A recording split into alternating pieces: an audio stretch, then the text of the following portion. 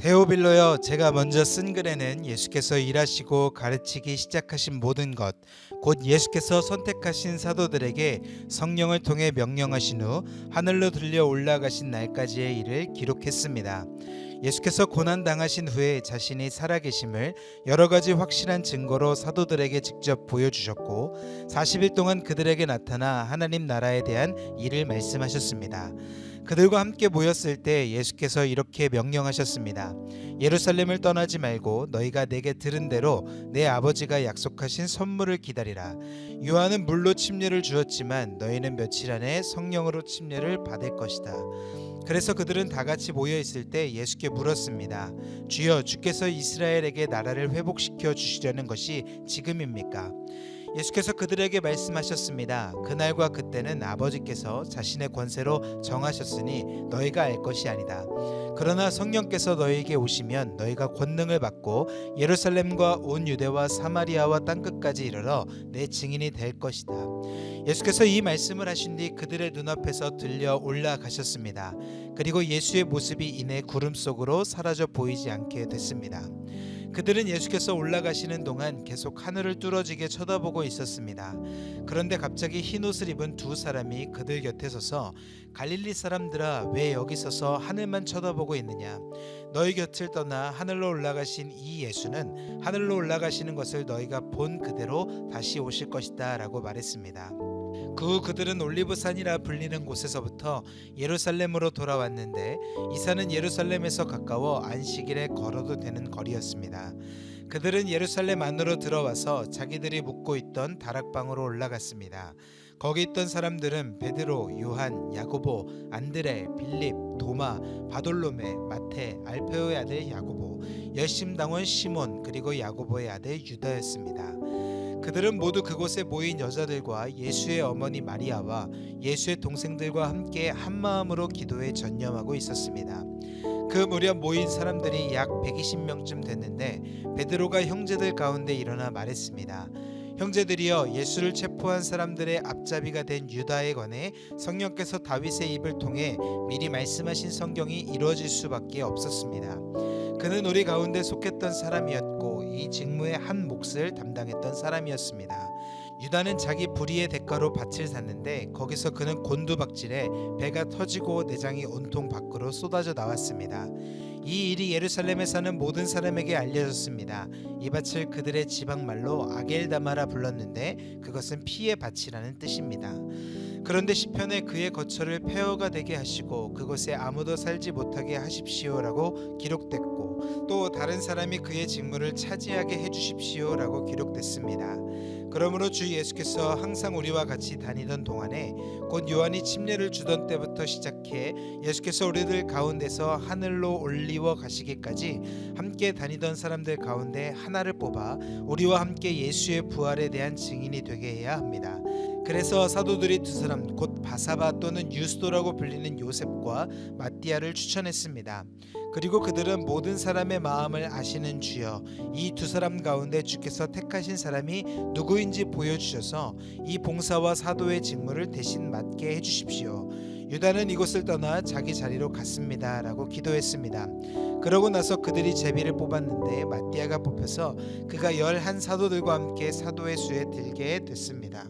마침내 오순절이 이르렀을 때 그들이 모두 함께 한 곳에 모여 있었습니다. 그때 하늘로부터 갑자기 급하고 강한 바람 같은 소리가 있었고 그들이 앉아있던 온 집을 가득 채웠습니다. 그리고 마치 불같은 혀들이 갈라지는 것이 그들에게 나타나 그들 각 사람 위에 임했습니다. 그러자 모두 성령으로 충만함을 받고 성령께서 그들에게 말하게 하심을 따라 그들이 다른 방언으로 말하기 시작했습니다. 그때 세계 각 나라로부터 온 경건한 유대 사람들이 예루살렘에 머물고 있었습니다. 그런데 이런 소리가 나자 많은 사람들이 모였는데 각자 자기들의 언어로 제자들이 말하는 것을 듣고 모두 어안이 벙벙했습니다. 그래서 그들은 놀라 이상하게 여기며 말했습니다. 보십시오, 지금 말하고 있는 이 사람들은 모두 갈릴리 사람들이 아닙니까? 그런데 우리가 각자 태어난 곳의 말로 듣고 있으니 어찌된 일입니까? 우리는 바데 사람들과 메데 사람들과 엘림 사람들이며 메소포타미아, 유대, 갑바도기아, 본도, 아시아, 부르기아, 밤빌리아, 이집트 그리고 구레네에 가까운 리비아 지역들에 사는 사람들이며 로마로부터 온 나그네 된 유대 사람들과 유대교로 개종한 사람들이며 크레타 사람들과 아라비아 사람들인데 우리는 지금 저들이 말하고 있는 하나님의 큰 일들을 우리 각자의 말로 듣고 있습니다. 그러자 모든 사람들이 놀라 당황해 이것이 도대체 어찌된 일입니까? 하고 서로에게 말했습니다. 그러나 어떤 사람들은 그들이 새 술에 취했다라고 조롱하며 말하기도 했습니다. 그러자 베드로가 11사도와 함께 서서 자신의 목소리를 높여 그들에게 선포했습니다. 유대 사람들과 예루살렘에 사는 모든 사람들이여, 이 일을 여러분에게 알게 하고자 하니 내 말에 귀를 기울이십시오. 지금은 오전 9시니 여러분 생각처럼 이 사람들이 술에 취한 것이 아닙니다. 다만 이 일은 예언자 요엘을 통해 말씀하신 것입니다. 하나님께서 말씀하셨습니다. 마지막 날에 내가 내 영을 모든 육체에 부어주겠다. 그래서 너희 아들들과 너희 딸들은 예언을 하고 너희 젊은이들은 환상을 보고 너희 나이 든 사람들은 꿈을 꿀 것이다. 그날에 내가 내 남종들과 여종들에게도 내 영을 부어주겠다. 그래서 그들이 예언을 할 것이다. 또 내가 위로 하늘에서는 기사들과 아래로 땅에서는 표적들을 나타낼 것이다. 피와 불과 자욱한 연기다. 주의 크고 영화로운 날이 이르기 전에 해가 변해 어둠이 되고 달이 변해 피가 될 것이다. 그러나 누구든지 주의 이름을 부르는 사람은 구원을 얻을 것이다. 이스라엘 사람들이여, 이 말을 들어보십시오. 여러분이 아는 바와 같이 나사렛 예수는 하나님께서 그를 통해 여러분 가운데서 베푸신 능력들과 기사들과 표적들로 여러분에게 증거하신 분입니다.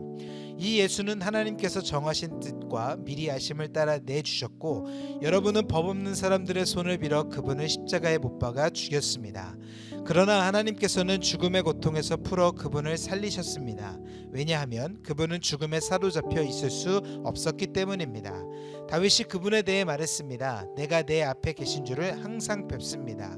주께서 내 오른편에 계심으로 내가 흔들리지 않습니다. 그러므로 내 마음이 기쁘고 내 입술은 즐거워했으며 내 육체도 소망 속에 살 것입니다. 이는 주께서 내 영혼을 지옥에 버리지 않으시며 주의 거룩하신 분으로 썩음을 당치 않게 하실 것이기 때문입니다. 주께서 내게 생명의 길을 알려주셨으니 주 앞에서 내게 기쁨을 가득 채워주실 것입니다. 형제들이여, 나는 여러분에게 조상 다윗에 대해 담대히 말할 수 있습니다.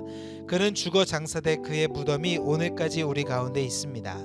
다윗은 예언자이기에 하나님께서 그에게 맹세하셔서 그의 몸에서 날 자손을 세워 그의 보좌 위에 앉히시라는 것을 알고 미리 내다보면서 그리스도의 부활에 대해 그가 지옥에 버림을 당하지 않고 그의 육신이 썩음을 보지 않았다라고 말했습니다.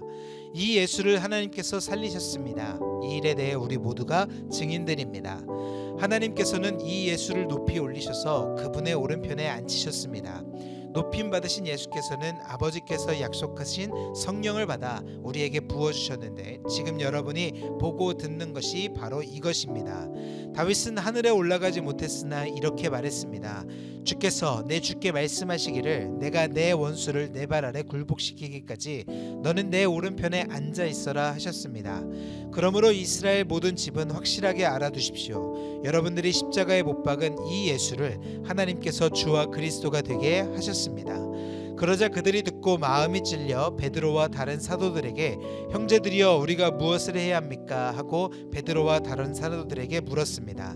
이때 베드로가 대답했습니다. 회개하십시오. 그리고 여러분의 죄를 용서받기 위해 예수 그리스도의 이름으로 여러분이 각각 침례를 받으십시오. 그러면 여러분이 성령의 선물을 받게 될 것입니다. 이 약속은 여러분과 여러분의 자녀와 먼데 있는 모든 사람, 곧 주 우리 하나님께서 부르시는 모든 사람들에게 주신 것입니다. 베드로가 이 사악한 세대로부터 구원을 받으시오라고 말하면서 다른 여러 가지 말로 확증하며 그들을 권했습니다. 그러자 베드로의 말을 받아들인 사람들이 침례를 받았고 그날 믿는 사람의 숫자가 약 3,000명이나 더 늘었습니다. 그들은 사도들의 가르침을 받고 교제하며 빵을 떼는 것과 기도하는 일에 전념했습니다. 모든 사람들에게 두려움이 임했는데 사도들을 통해 기사들과 표적들이 나타났습니다. 믿는 사람들이 모두 함께 모여 모든 물건을 함께 쓰며 재산과 소유물을 팔아 각 사람에게 필요한 대로 나눠 주었습니다. 그리고 날마다 성전에서 한 마음으로 모이기를 힘쓰고 집집마다 빵을 떼면서 기쁨과 순수한 마음으로 음식을 나눠 먹었습니다. 그리고 하나님을 찬양하고 사람들로부터 칭찬을 받아 주께서 날마다 구원받는 사람들을 더하게 하셨습니다. 아멘.